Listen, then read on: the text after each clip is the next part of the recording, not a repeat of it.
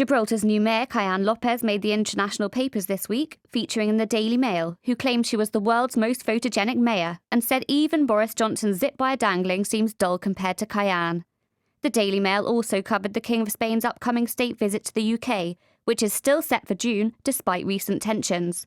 This means the Queen will be issued with a return invitation. She hasn't visited the country since 1988. Kayane's appointment as mayor also featured in The Sun, who noted her pride in being British and the fact she is the youngest person ever to be elected mayor of Gibraltar.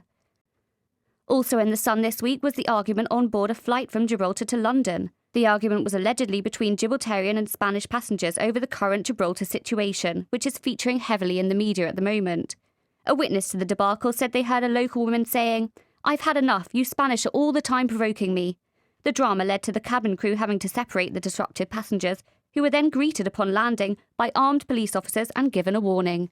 And on the topic of Spain, The Express has run an article written by Anne Widdecombe, former Tory MP, who said, "We won't be going to war with Spain," asking whether they'd rather the 12,000 workers crossing the frontier every day claim the doll instead. Newsweek also covered the Spanish-Gibraltar argument and the supposed veto given to Spain by the, quote, bitter EU leaders. The article says Spain is playing with fire regarding this issue and will get burnt several times over. It goes on to explain why. Website The Conversation also ran a story explaining the ROC's long and strained history with our neighbours over the border, all the way up to the current Brexit issues. In an independent article, the writer says they feel sorry for the poor people of Gibraltar, who must now be very afraid for their future as a British overseas territory, and suggests another referendum may solve the problem. The Telegraph keeps the Gibraltar theme, suggesting the ROC must become part of Britain to avoid being a Brexit pawn. There was a fantastic article in The Guardian describing Gibraltar as a multicultural haven, but ends by questioning who would want to be a Gibraltarian today, given the current difficulties the ROC's facing.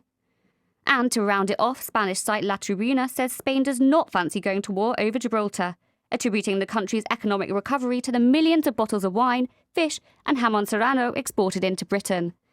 The report also claims 500,000 Spanish students are learning English to be able to work there, adding it could all go to pot with the Gibraltar Español issue igniting the ultranationalists on both sides.